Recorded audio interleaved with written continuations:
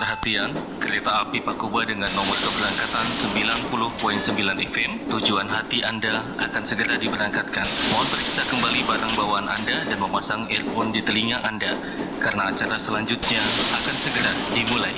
Terima kasih.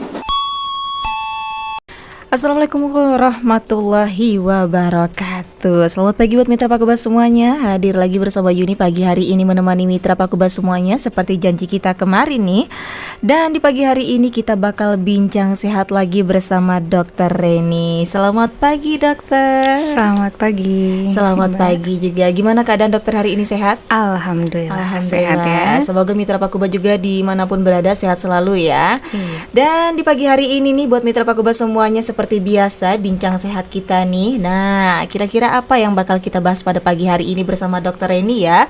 Dan nanti di sesi terakhir kita nih bakal ada tanya jawab bersama Dokter Reni nih buat mitra Pakuba barangkali ya yang ingin bertanya-tanya nih, silahkan aja nanti di jalur telepon, SMS dan WhatsApp kita di 0853 4889 8383 atau di 0812 5346 0451. Dan pada pagi hari ini kita bakal membahas tentang remaja dan seks pranikah. Ini usia-usia saya nih dok, usia remaja. Boleh deh mbak, boleh. Menghibur diri sendiri ya, biar seneng, imunnya jadi naik lagi gitu. Mitra Pakuba juga ini semuanya pada remaja-remaja semua kok ya. Oke, bener-bener nggak apa-apa deh. Nah, dan di pagi hari ini nih kita bakal membahas tentang remaja dan seks pranikah nih. Yang dimaksud dengan remaja dan seks pranikah itu yang seperti apa sih dok? Oke, Assalamualaikum warahmatullahi wabarakatuh. Selamat pagi buat mitra Pakuba semuanya. Kali ini tema kita siaran kedua tentang kesehatannya ya. Mau bahas nih saya tentang remaja dan seks pranikah. Kenapa sih gitu kan? Kok langsung bahasnya ke remaja dok gitu. Jadi tuh Mbak Yun, saya tuh mikirnya gini, angka kejadian pelecehan seksual gitu ya, atau angka terjadinya dampak dari nggak tahu jelas tentang pendidikan seksual, ngeri akhir-akhir ini betul. gitu kan. Berita-berita ini kadang ya ampun saya miris banget mau baca beritanya, saya kok tega gitu ya. Kebayang kan anak sendiri gitu betul. kan.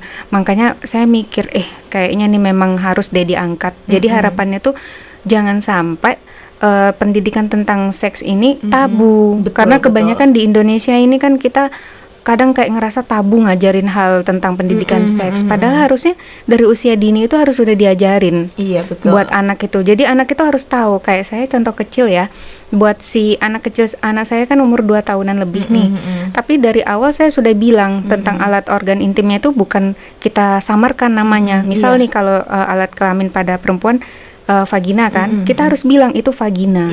Kalau laki-laki itu penis gitu kan. Jadi jangan kita bilangin, nah itu apa gitu. Bahasa-bahasa gitu ya. Bahasa-bahasa yang dipelencengin gitu kan. Kenapa sih saya nggak mau gitu bikin bahasa yang kayak gitu? Karena suatu saat ya, nauzubillah min zalik, jangan sampai anak kita ada terjadi pelecehan seksual ya.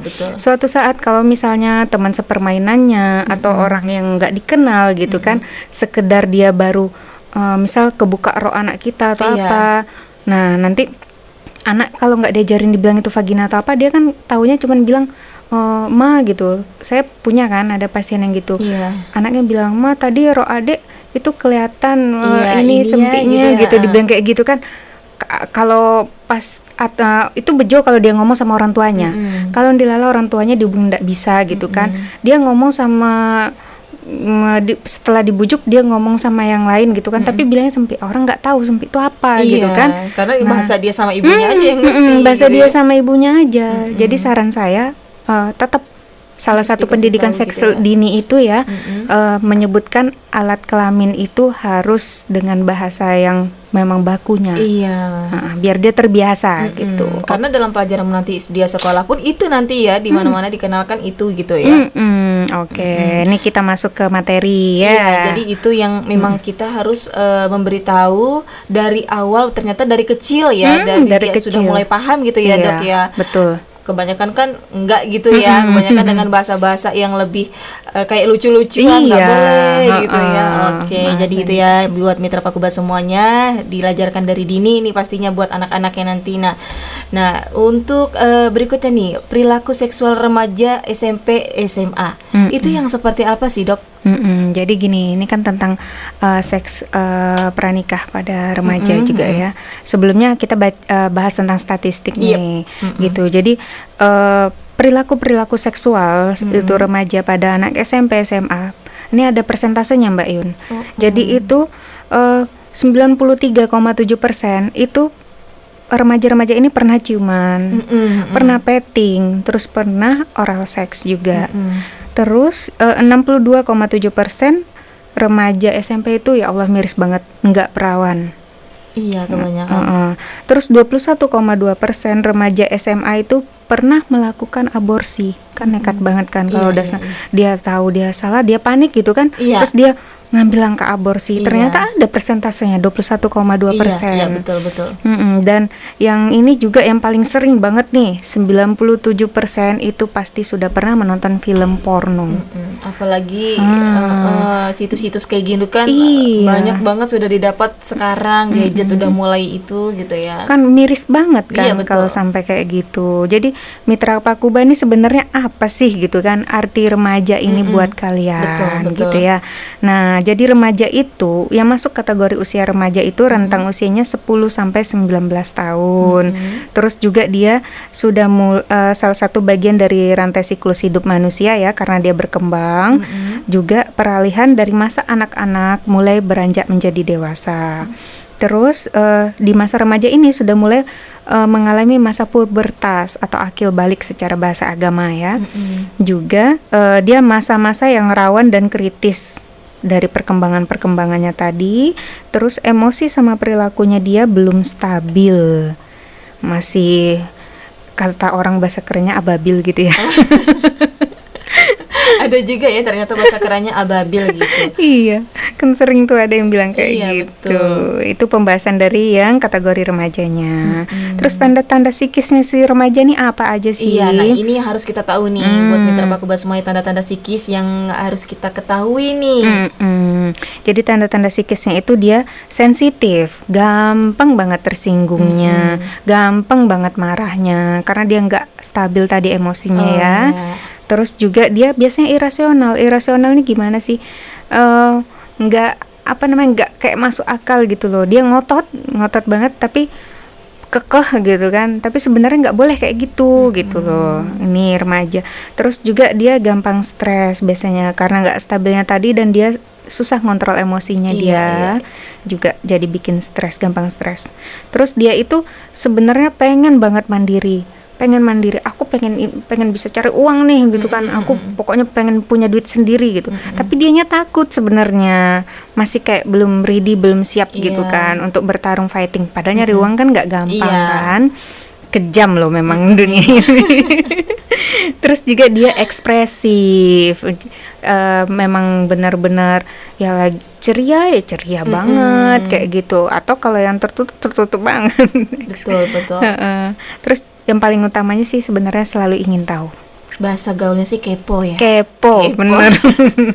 Kita banyak bahasa gaul ya hari kita ini banyak bahasa karena gaul bahasan banget. kita remaja Iya, gitu. karena kita kan remaja ya kan. Iya bener. Gitu Mbak Yun. Oke, jadi itu tanda-tanda psikis remaja gitu ya. Jadi mereka itu kan pengen kerja lebih agresif, lebih mudah emosi itu karena mereka masih kayak labil gitu ya Dok ya. Apa-apa dipikirkan itu ya nama juga usia muda ya Dok. Jadi belum bisa memikir secara, mungkin dipikirnya cari duit itu enak. Ya enak mungkin, tapi kerjanya itu yang gak enak ya. Iya. Nah, karena dia mikirnya udah punya duit enak nih bisa iya, kemana-mana bisa belanja, gitu. bisa shopping gitu ya. Karena biasa minta orang tua, tapi nggak tahu orang tuanya gimana. Nah itu nih remaja-remaja yang masih perlu dibimbing ya. Benar. Oke, baik buat mitra Pakubas semuanya. Tadi kita sudah bahas nih beberapa tentang perilaku seksual remaja SMP dan SMA, dan arti remaja yang seperti apa sih kalian itu, atau arti remaja gimana sih penyiarnya? Penyiar memang masih remaja ya. Dan nanti kita bakal membahas tentang apa ya? Nah, tanda-tanda fisik pubertas. Nah, tapi buat mitra Pakubas semuanya jangan kemana-mana ya. Sebelum kita lanjut pembahasannya nih, kita dengarkan iklan berikut ini. Saat lagi Mitra Pakuba akan mendengarkan program Pakubas. Oke, buat mitra Pakubas semuanya masih bersama kita di sini nih di Bincang Sehat. Buat mitra Pakubas semuanya selamat bergabung kembali. Dan kita bakal lanjutkan nih. Tadi kita sudah membahas tentang tanda-tanda psikis remaja. Nah, sekarang kita bakal membahas tentang tanda fisik pubertas untuk remaja ini yang seperti apa, dokter? Silahkan. Iya. Tanda fisik pubertas masa remaja itu kita bagi ya buat yang perempuan sama yang laki-lakinya. Iya. Kalau yang perempuan itu payudaranya sudah mulai terbentuk. Payudaranya sudah terbentuk, panggulnya juga sudah terbentuk, terus juga hormon kewanitaannya itu sudah mulai aktif kayak estrogen, progesteron kayak gitu ya. Terus dari aktifnya hormon-hormon tadi pasti ada yang rutin tiap bulan tuh tamunya haid ya, kedatangan menstruasi tamu ya. ya. Terus juga tumbuh rambut di bagian-bagian tertentu seperti di bagian kelamin tadi ya. Itu yang perempuan. Yang laki-laki nih suaranya sudah mulai besar nih. Terus juga udah ada jakun. Hormon-hormon laki-lakinya itu sudah mulai muncul seperti testosteron ya salah satunya. Terus juga mulai tumbuh beberapa rambut di organ-organ tertentu seperti di ketiak itu mulai lebat, terus juga di kelamin. Nah, terus berbicara tentang tanda yang di laki-laki nih, paling yang sering ya tentang mimpi basah. Nah, mimpi basah itu yang seperti apa? Jadi jangan disalahin ya ibu-ibu, bapak-bapak, mimpi basah pada anak laki-laki, jangan langsung dijudge. Ingat loh, anak remaja itu dia masih labil banget. Kalau dia langsung disalah-salahin, dia makin tertutup nih, nggak terbuka sama orang tuanya. Itu ya. malah yang lebih bahaya ya, dok ya, yang tertutup seperti itu. Harusnya dia lebih welcome sama kita, lebih open main sama orang tuanya gitu. Betul. Makanya nih saya juga mau ngasih selipin sedikit tentang mimpi basah ya Mbak ya pada anak laki-laki itu. Mimpi basah itu apa sih? Jadi mimpi basah itu adalah keluarnya sperma tanpa rangsangan pada saat tidur. Biasanya umumnya terjadi memang saat si anak laki-laki tersebut mimpi tentang seks gitu. Prosesnya gimana sih gitu kan? Prosesnya mimpi basah nih jadi saya tadi kan ada bilang tentang testis ya di situ. Nah, testis itu dia memproduksi memproduksi sperma tiap hari. Sperma itu tiap hari diproduksi, nah itu ditampung. Nanti kalau dia misalnya sudah penuh ya, dia tuh biasanya terjadi ejakulasi. Nah, ejakulasinya nanti kalau misalnya dia secara ndak sadar karena dia tidur tadi, itulah yang dinamakan mimpi basah. Kalau dia yang sengaja, nah itu yang dinamakan onani. Masturbasi ya. Jadi di sini kita nggak usah tabu ya bahas-bahas seperti ini. Ini harus dikupas. Ini dikemas dalam pendidikan. Nah, harapan saya kalau dikemas dalam pendidikan seperti ini, yang info-info tentang seks itu bukan dari jalur-jalur yang tidak bisa dipertanggungjawabkan seperti melihat film-film porno gitu ya. Terus juga itu kan yang laki-laki. Yang perempuan menstruasi ya. Kita bahas tentang menstruasi. Menstruasi itu apa sih gitu? Menstruasi itu dia peluruhan lapisan dalam rahim, itu namanya endometrium. Endometrium tuh banyak banget Mbak, mengandung pembuluh darah dari rahimnya itu ke dari uterus melalui vagina kelamin tadi secara siklik dan periodik. Maksudnya siklik ini rutin, makanya tadi per tiap bulan itu ya.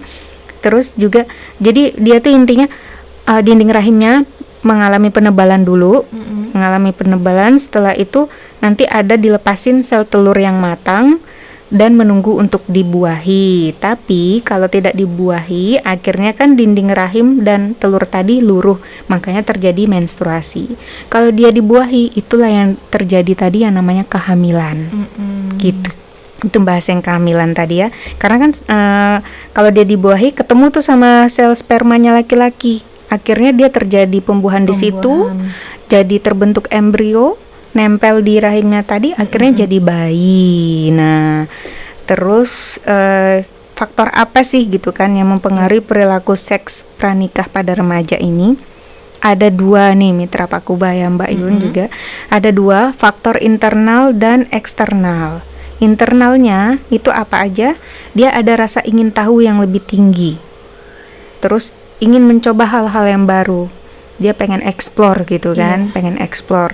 Terus juga organ-organ seksual ini memang sudah makin berkembang. Jadi hormon dia tuh memang semakin aktif. Jadi dia semakin penasaran sama perkembangan alat-alat kelaminnya tadi. Terus kalau yang eksternal, apa aja sih yang mempengaruhinya perilaku seks pranikah tadi? Paling utama banget sebenarnya dari kurangnya pendidikan agama. Oke. Karena dalam Islam pun sebenarnya kita orang tua itu berkewajiban untuk mengajarkan apapun, salah satunya tentang seks ini. Iya, betul. Nah, kalau tidak digiring baik-baik nih dengan sesuai koridor yang benar, nah itu yang bahayanya. Tuh.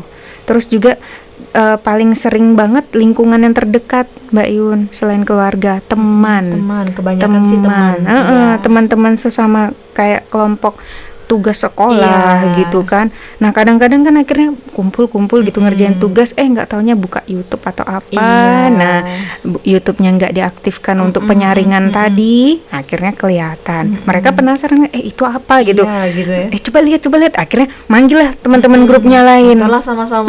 Nontonlah dia bareng-bareng. Bukan sesama cewek, ada cowoknya juga. Disitulah terpancing ya. Ya terpancing jadinya karena mereka melihat dan mereka penasaran ngelihat kan kok ekspresinya kayak gitu ya di video itu ya gitu penasaran kan. Penasaran akhirnya mencobalah, terjadilah tadi perilaku seks pranikah tadi ya. Terus juga berarti juga dipicu sosmednya ini kenceng banget ya.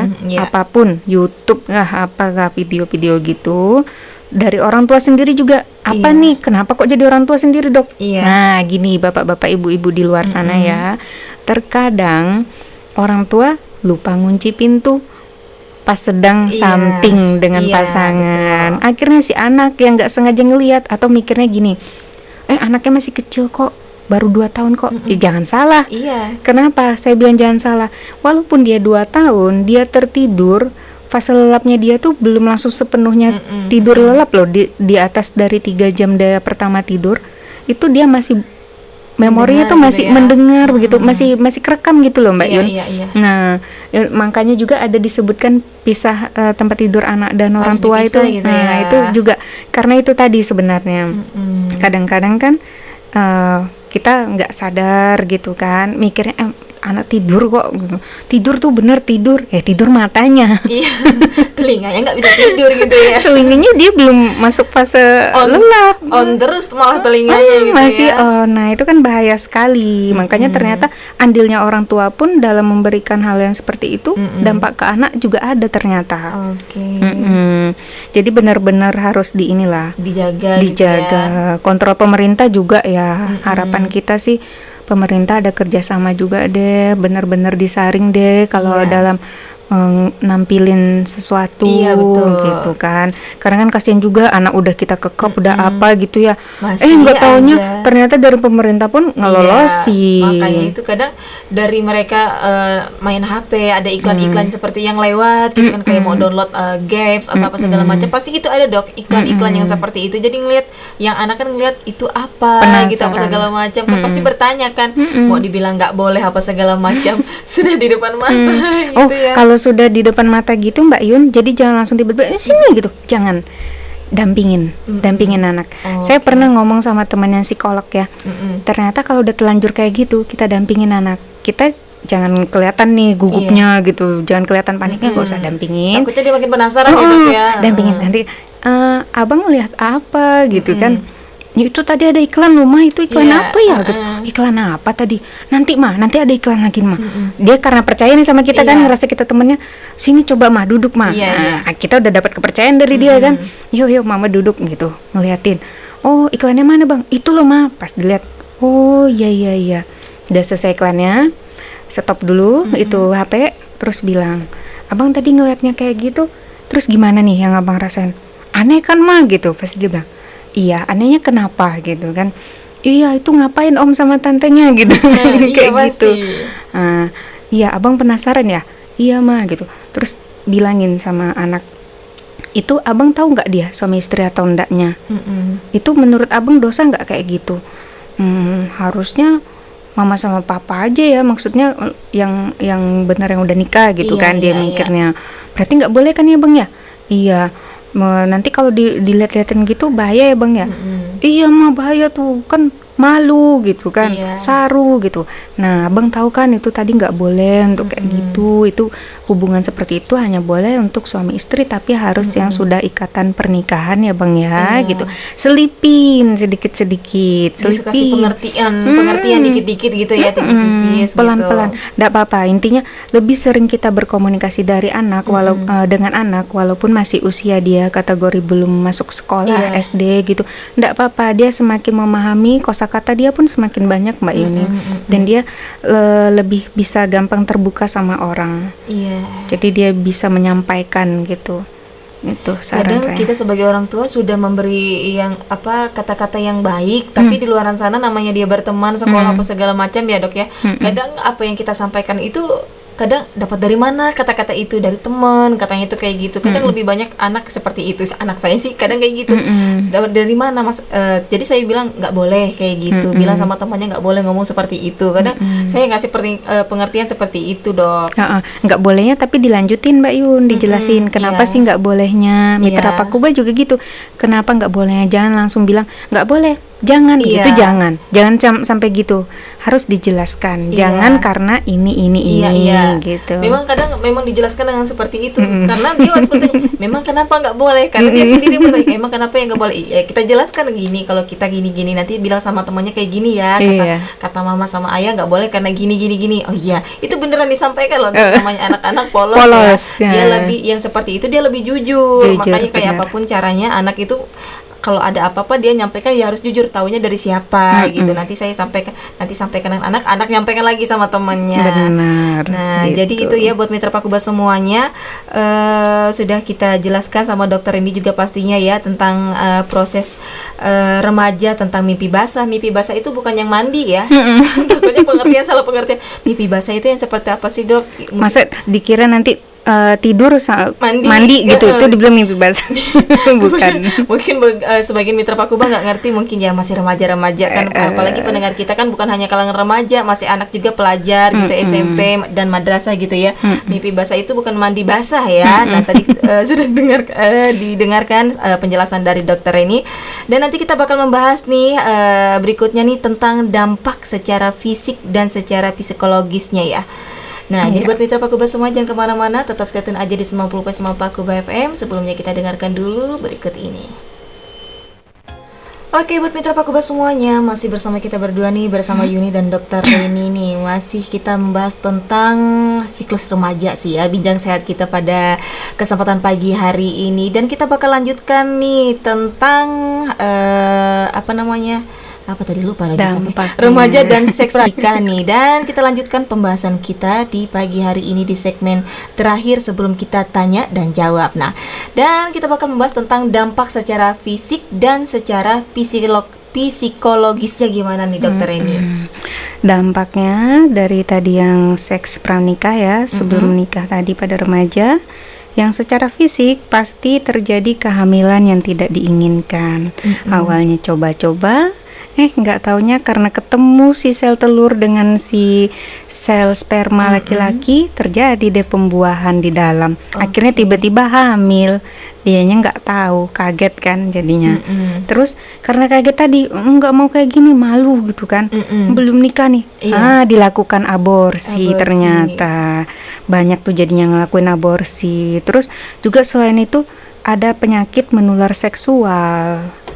Baik itu dari yang secara sama-sama kelamin maupun yang kalau oral seks juga ya. Terus yang secara psikologisnya apa aja? Karena ngerasa seperti itu, dia ngerasa kayak dihantuin dosa. Dia ngerasa bersalah. Biasanya ya penyesalan datangnya terlambat ya Mbak ya. Terlambat, ya. Kata orang kalau awal jadi pendaftaran Iya, deh. daftar. Kalau belakangan itu namanya nggak tahu dah. Terlambat sudah ya. Ngerasa dihantui dosa. Terus jadinya ada yang kalaupun misalnya nggak hamil gitu kan, tapi dia kayak ngerasa terus nih takut hamil gitu kan.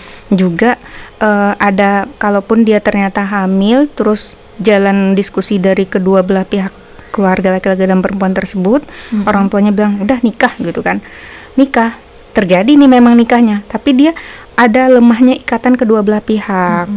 Karena kesalahan tadi kan, ya nikahnya aja bukan dari hal yang benar. Iya betul. Karena terpaksa, karena sudah terjadi ya. Akhirnya apa? terjadi penghinaan juga dari Iya, masyarakat. Itu betul, anak betul. ini tuh anak itu gitu kan. Anak itu tuh hamil di luar nikah. Iya. Kan tertekan dia. Padahal Iya. remaja ini kan dia nggak stabil memang. Iya, betul. Itu terus pencegahannya gimana sih gitu untuk buat mitra pencegahannya. Pakuba semua, buat kita semua lah intinya Iya. ya. Paling utama dekatkan diri sama Allah, kenalkan dia agama yang Betul. benar-benar jangan sampai lah agama itu nomor kesekian, nomor pertama dulu lah. Memang harus pertama itu memang agama Iya. agar menguatkan iman kita pastinya satu sama lain kan. Karena kita memang dibekali nafsu, masing-masing orang itu pasti ada nafsunya. Gimana caranya dia di koridor yang benar dari Iya. panduan agamanya tadi biar terkelola dan baik. Salah satunya misalnya kalau dari umat Islam kayak melakukan puasa Senin Kamis, itu kan bisa ngontrol hawa nafsu juga ya. Iya. Itu mungkin dari agama yang lain pun ada pasti kiat-kiatnya. Nggak ada yang namanya agama itu tidak mengajarkan hal yang baik, pasti mengajarkan hal yang baik semuanya. Iya, Dan betul. dalam segi apapun, kayak ini misalnya dalam segi pendidikan seks, pasti agama lain juga ada tuntunannya ya.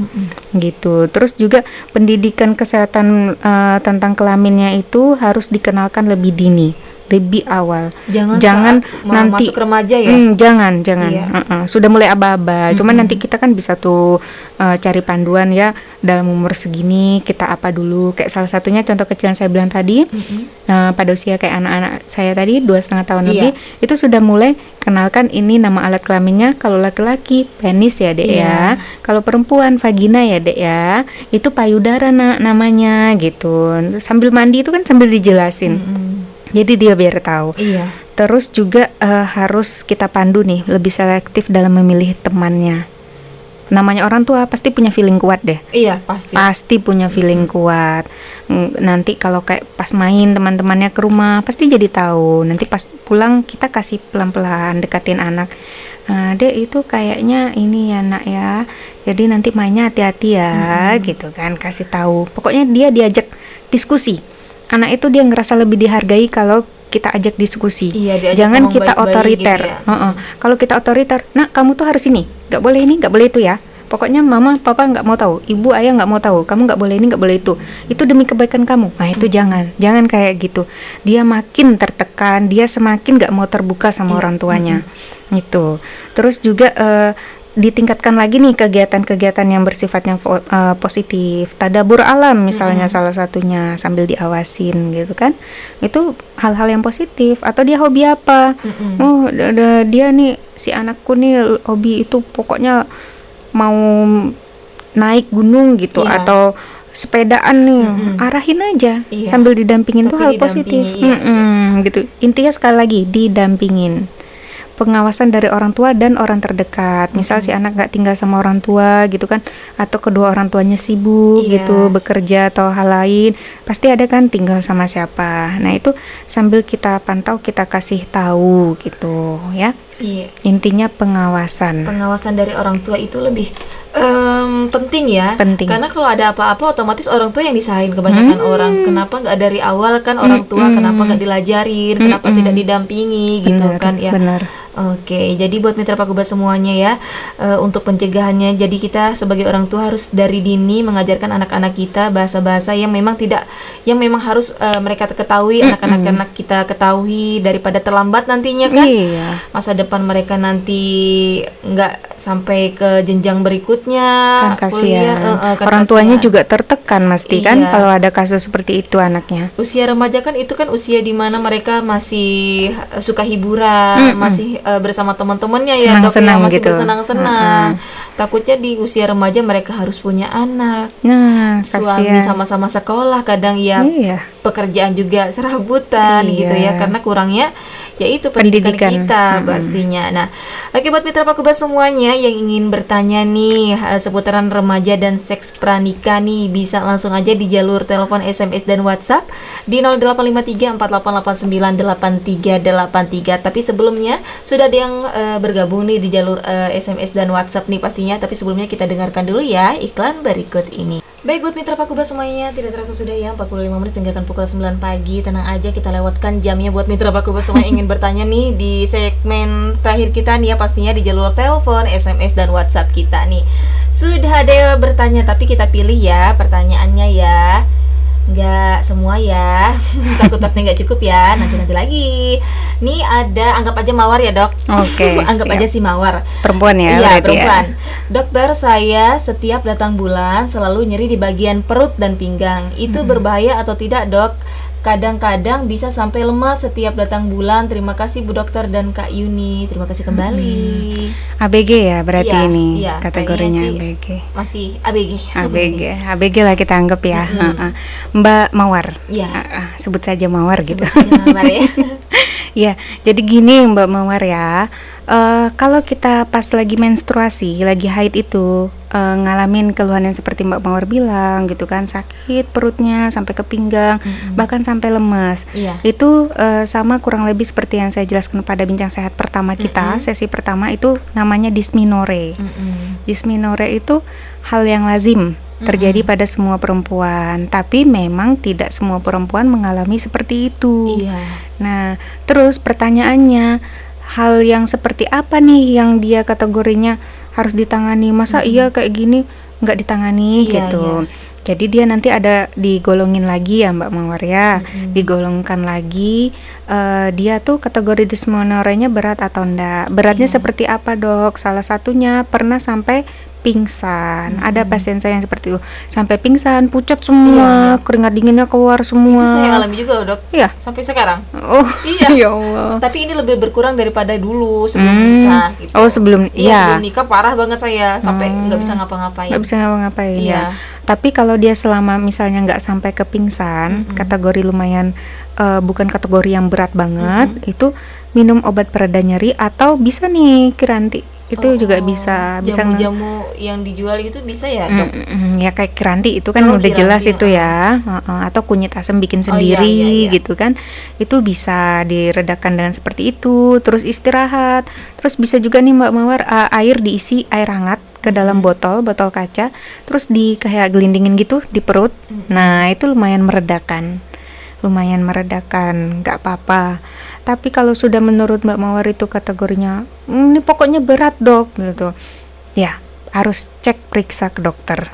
Jadi biar sebenarnya bisa dipantau langsung kategorinya memang berat atau enggak. Karena gini, dalam kesehatan itu ada yang dinamakan emergency atau enggak, gawat atau enggak gitu kan. Gawatnya menurutnya orang kebanyakan, orang awam itu tidak sama dengan gawat yang sebenarnya dikategorikan dalam sisi kita kedokteran. Nah, tugasnya kita itulah nanti gawangin mereka, manduin mereka. Ini sebenarnya gini ya, Bu, Pak, anaknya gini ya sebenarnya gitu. Nah, harus konsultasi sama ahlinya. Silahkan boleh ke dokter spesialis kandungan langsung atau ke dokter umum pun tidak apa-apa gitu ya. Dokter spesialis kandungan itu bukan berarti kita pasti dicap hamil ya, bukan. Itu kan masuk ranahnya juga gitu. Atau ke dokter umum juga boleh. Bisa aja ya dok, ke dokter umum. Atau memang kalau memang harus bisa konsultasi dengan dokter ini. Boleh. Saya praktek nih di Nova gitu. Iya, di Nova Pharma. Buat kalian yang mau tanya-tanya langsung aja ke dokter ini dan apotek Nova Pharma ya. Iya. Nah, ini pertanyaan berikutnya dari teman saya sendiri nih dok. Oh, iya. Ini kan pengantin baru. Heeh. Jadi nggak saya sebut namanya juga ya dok. Oke, siap. Dia lagi dengar, memang dari kemarin dia ingin bertanya. Assalamualaikum, selamat pagi dokter. Iya, Saya mau bertanya. Dulu di awal pernikahan saya pernah minum pil KB dan sampai sekarang saya belum memiliki anak. Apa itu mempengaruhi dok? Terima kasih, semoga terjawab. Ini saya mau tanya dulu, pernikahannya sudah berapa tahun Masuk 2 usianya? tahun. Oh, masih 2 tahun. Minum pil KB-nya waktu tahun pertama berarti ya? Awal pernikahan itu sampai 6 bulan. Oh, Habis 6 itu bulan. Dia enggak. Habis itu dia Iya, stop sendiri. iya. Sampai sekarang belum isi. Pertanyaannya dia apakah berpengaruh? Iya, karena habis dia mengkonsumsi pil KB itu, datang bulan jadi nggak lancar dok. Kemarin kan dia mau konsultasi tapi dia masih takut katanya. Nah, habis dia minum pil KB dia berhenti, datang bulan itu dia nggak lancar. 2 bulan sekali. Oh, kayak nggak per gitu. 1 bulan gitu. Iya. Padahal sebelum nikah dia lancar. Iya lancar. Lah sudah tes pack belum? Jangan-jangan Nadia? Enggak, gagal. Oh, sudah di tes udah pack. negatif terus. Pikir dia memang itu hamil gitu kan, ternyata enggak. Jadi dia apa ini efek pil KB gitu dong. Paling utama banget efek dari pikirannya.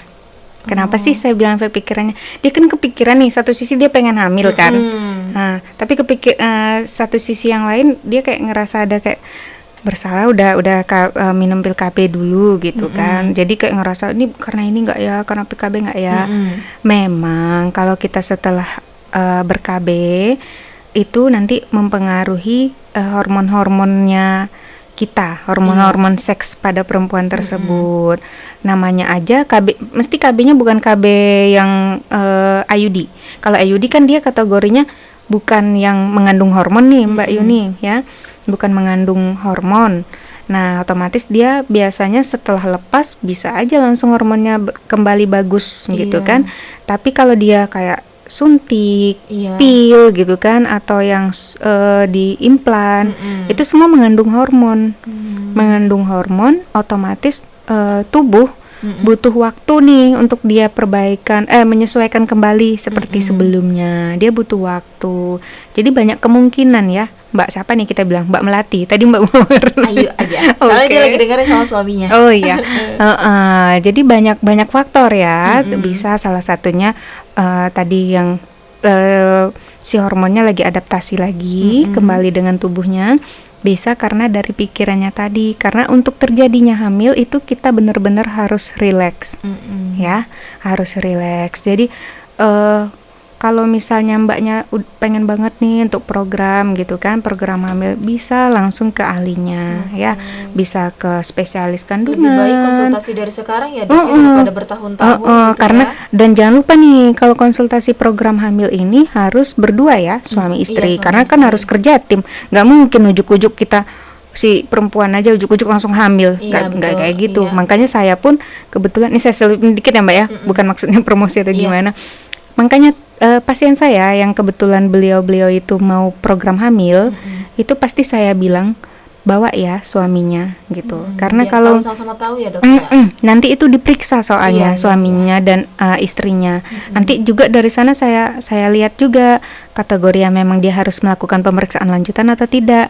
Contohnya misalnya USG gitu kan, atau pemeriksaan sperma, itu memang harus dilakukan atau tidak. Itulah gunanya tadi datang ke ahlinya ya. Pasien saya seperti itu, selalu saya maturkan seperti itu, dan saya pasti jelaskan kenapa saya nyarankan pemeriksaan ini, karena gini gitu kan. Saya jabarin, pokoknya harus gamblang. Makanya konsultasi program hamil itu tidak sebentar, pasti rata-rata lebih dari setengah jam Mbak Yuni. Pasti, tapi enggak apa-apa. Harapannya juga pasien itu keluar dari ruangan kita, beliau puas karena tahu kan kenapa kan selama ini yang mereka pengen tahu akhirnya kan terjawab sudah kan. Iya, terjawab sama yang benar-benar di ahlinya gitu kan. Jadi makin mantap untuk melakukan programnya tadi bareng suaminya gitu kan, sambil kita arah-arahkan. Banyak nanti tuh yang harus disebutin, macem-macem pokoknya. Nggak apa-apa Mbak Melati, kalau mau untuk program silakan mulai dari sekarang ya. Karena kan memang anak itu hak prerogatif Allah. Tapi betul, kita jangan lupa untuk ikhtiar. Ikhtiar maksimal mungkin. Setelah ikhtiar baru tawakal. Jangan dibalik. Jangan tawakal dulu baru ikhtiar, jangan. Yang pasti usaha juga ya, cari tahu juga. Kalau dia ini macam-macam jamu, Dok. Nggak mau konsultasi dulu, tapi apa saran orang jamu ini, jamu itu. Sebenarnya saya bilang ya jangan dulu, takutnya kan ada apa-apa, malah nanti terjadi apa-apa. Lebih baik konsultasikan dulu seperti apa. Kalau sehat dua-duanya ya alhamdulillah gitu ya, Dok ya. Betul. Oke, jadi itu ya buat buat kamu dan suami yang lagi dengerinnya, bismillah aja ya, bisa dikonsultasikan sebelumnya ya. Nah, yang berikutnya nih, Dok. Assalamualaikum, selamat pagi Bu Dokter. Selamat pagi juga. Bu Dokter, istri saya ini udah mulai tanda-tanda menopause. Apakah itu ada hubungannya dengan hormon seksual yang tidak bergairah lagi kepada suami? Wah, ini jadinya remaja gedenya ya muncul semua. Kayaknya remaja kedewasaan deh ya kayaknya. Aduh, gimana ini? Gak apa-apa, ini banyak nih, Dok. Remaja-remaja gede ini udah banyak. Oke, tadi ada hubungan atau enggak gitu ya. Terus ada lagi yang ditanyain? Suami hubungannya kalau sudah menopause, hubungan suami istri itu apa berkurang hormonnya kepada suami? usianya berapa dulu Pak? Kayaknya udah tua deh. Iya. Kalau udah tua berarti memang tanda-tanda. Karena dia udah menepos istrinya. Oh sudah Iya. tidak haid lagi? Tidak haid, kan ini istrinya sudah menepos. Apakah itu ada hubungannya hormon seksualnya kepada suami itu berkurang atau enggak? Gitu? Ada dong Pak, pasti ada hubungannya. Semakin kalau kita sudah masuk usia menopause ya pada perempuan itu memang hormon-hormon yang aktif, yang hormon seksnya tadi mulai menurun kadarnya Pak. Lah dok, tapi saya enggak tuh gitu kan laki-laki. Nah beda, secara kimia hormonnya laki-laki dan perempuan itu beda. Laki-laki dia masih aktif, masih on terus kan. Nah tergantung si suaminya nih nanti nih gimana, dan si istri jangan berkecil hati juga. Walaupun menopause ya, saya pernah mempelajari dari yang bahasan literatur di luar gitu, banyak hal cara melakukan hubungan seks itu tanpa mesti harus kopulasi atau melakukan hubungan badan suami istri. Jalurnya nggak hanya sesama kelamin, banyak gitu, ada panduan-panduannya ya. Itu memang bidangnya lebih ke spesialis khusus andrologi ya, bagian seks ya. Itu sudah menjurus sekali itu gitu Pak. Yang jelas ada kaitannya Pak ya. Ada kaitannya hormonnya seks pada perempuan tadi, karena semakin usianya lanjut dan masuk menopause apalagi dia semakin turun gairah seksnya gitu ya. Tinggal bapaknya lagi nih, ada kan kiat-kiatnya pasti ada itu untuk gimana naikin on lagi itu gimana gitu kan. Nah konsul sama ahlinya ya, jangan cari-cari sembarangan ya. Jangan sampai nambah istri lah yang lebih muda gitu. Aduh, kasihan istri yang ada, masa iya mau nambah istri, jangan kecuali si istrinya sendiri yang bilang, yang meminta gitu ya. Nggak apa-apa. Laki-laki mah gitu. Karena gini, nafsu kita itu dikasih nafsu memang semuanya, dan jangan salah Pak ya, nafsu itu sebenarnya secara pembahasan literatur itu lebih tinggi pada perempuan loh, bukan pada laki-laki. Cuman perempuan ini dia sifat malunya tuh lebih ke show up. Iya. Makanya dia bisa memanage nafsu dia lebih tadi. Gengsi lebih gede ya. Bener. Gengsi lebih gede, bukan laki-laki lebih menggebu-gebu. Kalau laki-laki kan langsung gitu, dia laki-laki lebih terbuka gitu kan, nggak ABCDZ babi bu bebo. Kalau perempuan kan ada pengantar dulu lah gitu, tok-tok dulu lah lebih gitu. menahan, lebih tertutup gitu ya, nggak agresif lah. Ada sih yang agresif juga ada juga, nggak semua gitu ya dok ya. Intinya terbuka ya Pak ya, Iya. apalagi dengan sikon istri yang seperti ini kan, terbuka berbicaranya gitu.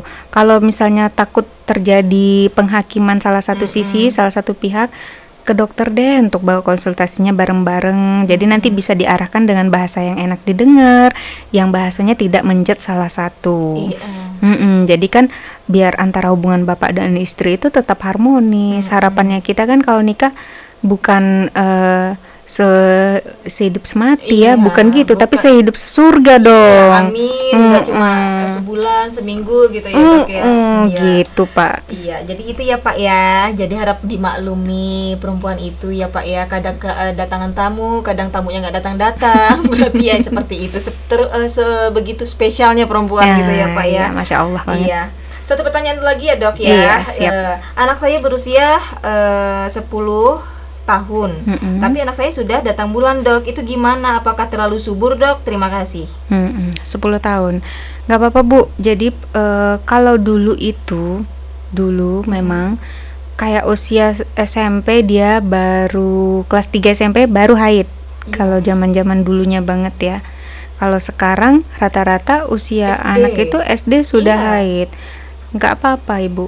Yang penting dipantau kesehatannya juga, sambil itu udah mulai aware ya orang tuanya. Justru itu lebih hati-hati lagi ya, dok, ya, kalau karena berarti dia sudah aktif nih hormon-hormon seksnya ya Bu ya. Hormon seksnya itu udah mulai aktif. Nah, pendidikan seksnya itu harus benar-benar dicanangkan buat si anak. Karena salah-salah nanti itu salah pergaulan, malah tekdung, kasihan. Pergaulan di luar sana ya dok ya. Kita nggak tahu malah yang seperti apa. Justru yang udah datang bulan seperti itu malah kita harus jaga hati-hati banget gitu ya, anak perempuan kita. Mulai hati-hati pergaulan antara perempuan dan laki-laki juga ya. Betul. Oke, jadi buat mitra Pakubas semuanya, itu adalah penjelasan dari Dr. Reni ya tentang seks remaja pranikah nih. Jadi buat kalian-kalian anak-anaknya tolong dijaga gitu ya, apalagi tahun ke tahun makin maju gadget apa segala macam gitu Perkembangan kan, digital perkembangannya gitu itu ya, semakin nggak pesat. kayak dulu ya kita Iya. gaptek gitu nggak tahu sosial media, tahunya aja dulu aja zaman SMK aja cuma Facebook aja. Apalagi sekarang konten-konten YouTube Banyak. sekarang nggak yang di privasi gitu lah dok, apa namanya terlalu ke up gitu loh, yang konten-konten yang terlalu vulgar kadang otomatis terlewat kan di beranda-beranda gitu. Itulah gunanya kita sebagai orang tua, PR banget ya buat orang tua, buat saya juga udah jadi orang tua, Mbak Yuni juga udah Iya. jadi orang tua. PR-nya kita itu belajar terus mengikuti zaman. Iya. Sekarang lagi ngetren-ngetrennya digital. Ya kita harus membaur dong ke anak. Kalau membaurnya kita juga mempelajari nih tentang digital, mempelajari tentang sosial medianya ya.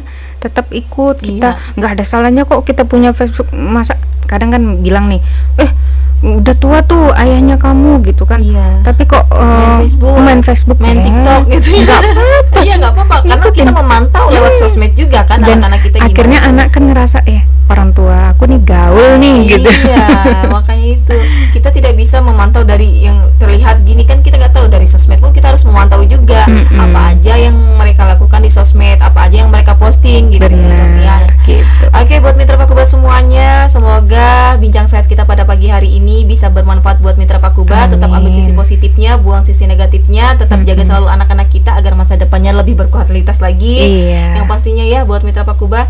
Dan terima kasih banyak buat Dokter Reni. Iya, Semoga kita bisa sama-sama. berjumpa lagi 2 minggu yang akan datang. Semoga Oke. kita semuanya sehat. Kira-kira nanti Amin. apa yang bakal kita bahas itu masih rahasia. Masih rahasia dulu dong. Iya betul banget. Oke, baik buat mitra Pakuba semuanya, mohon maaf bila ada salah-salah kata tidak berkenan di ruang dengar mitra Pakuba. Ada penyampaian juga masih berkurang, mohon maaf banget ya. Jangan kemana-mana, nanti kita bakal berjumpa lagi di Terminal Goyang Dangdut. Akhir kata, wassalamualaikum Warahmatullahi wabarakatuh.